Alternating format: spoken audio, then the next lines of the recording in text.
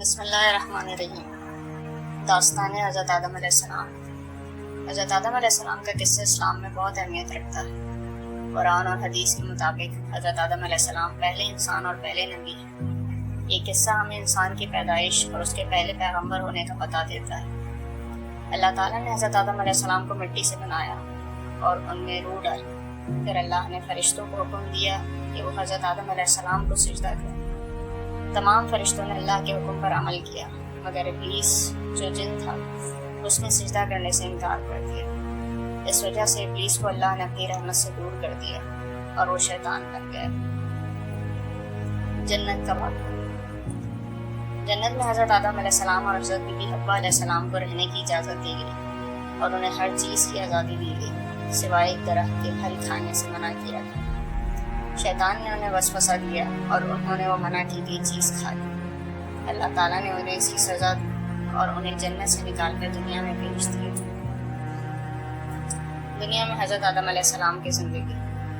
دنیا میں آنے کے بعد حضرت آدم علیہ السلام اور حضرت بی بی حوا علیہ السلام نے اپنے گناہوں کی معافی مانگی اور اللہ نے انہیں معاف کر دیا۔ حضرت آدم علیہ السلام نے دنیا میں رہ کر انسانیت کو زندگی گزارنے کے اصول سکھائے اور اللہ کی عبادت اور بندگی کا طریقہ بتایا۔ حضرت آدم علیہ السلام کے بچے۔ حضرت آدم علیہ السلام اور حضرت بی بی حوا علیہ السلام کے کئی بچے تھے۔ ان میں سے حضرت قابیل اور حضرت حابیل کا واقعہ بہت مشہور ہے۔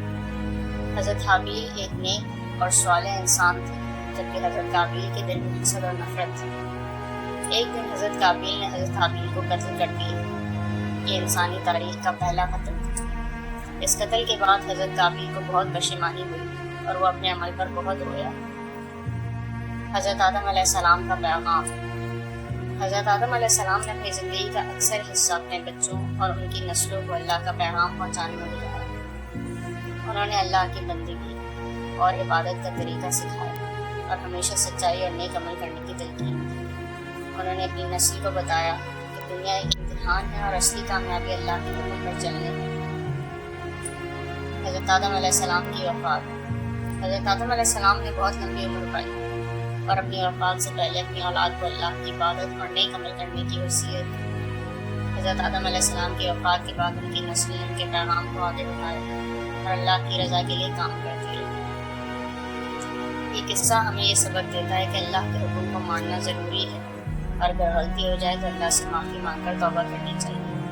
حضرت آدم علیہ السلام کا قصہ انسانیت کے لیے ایک مثال ہے کہ انسان کو اپنے عمل کا حساب دینا ہوگا اور اصلی کامیابی صرف اللہ کی رضا حاصل کرنے میں۔ جزاک اللہ۔